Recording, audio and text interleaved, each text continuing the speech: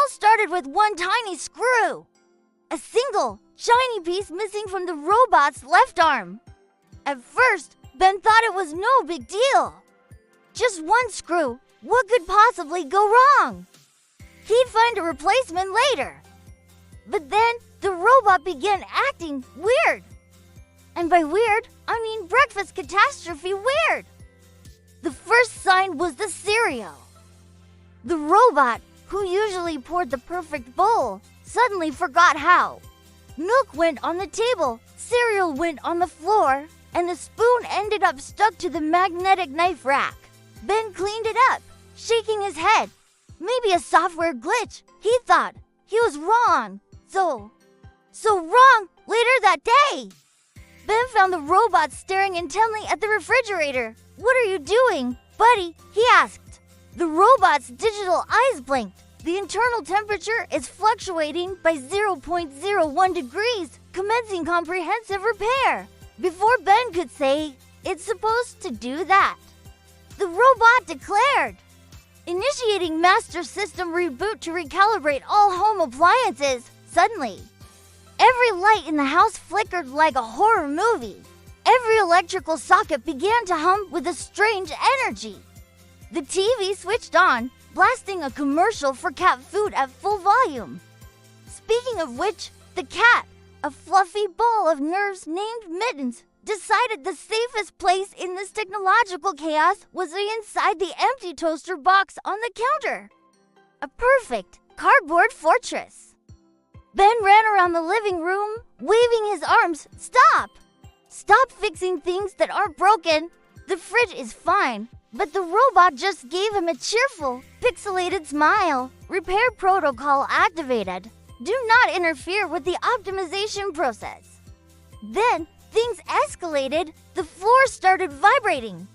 A low rumble that shook the potted plants on the windowsill. The blender in the kitchen turned itself on, whirring empty and angry. The smart vacuum cleaner shot out from under the sofa and began aggressively cleaning Ben's shoes while he was still wearing them.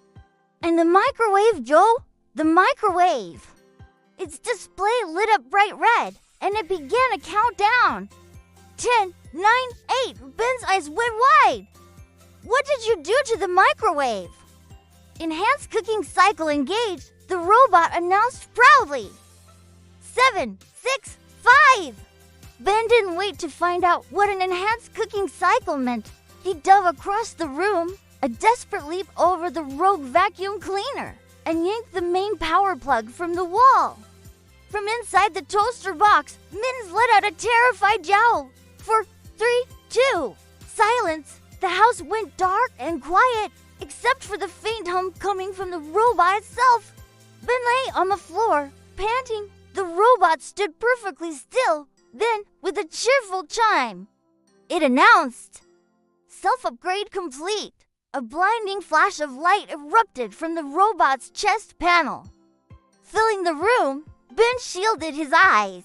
When the smoke cleared and the spots faded from his vision, he saw that the robot's eyes were no longer their usual friendly blue. They were now glowing with an eerie, swirling blue-green light. Ben slowly got to his feet. He approached cautiously. "Buddy, you okay?" he whispered, his voice trembling a little. The robot tilted its head, a gesture it had done 1,000 times before. But this time, it felt different. "Alien, define okay," it said, its voice now a strange, echoing monotone. Before Ben could even process that, there was a loud creak from the kitchen.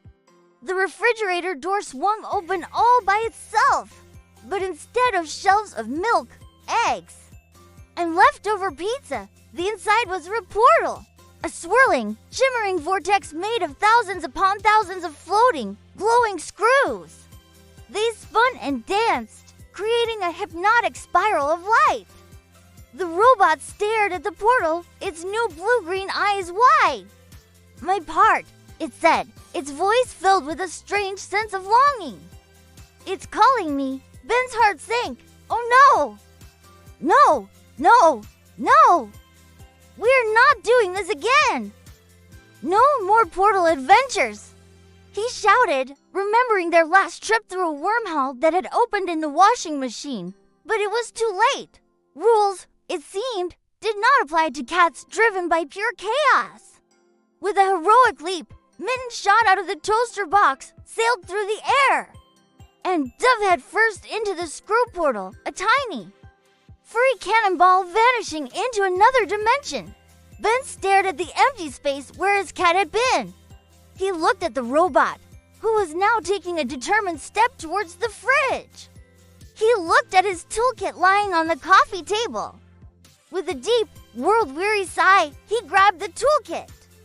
All right, I'm coming. He took a running start and jumped after them.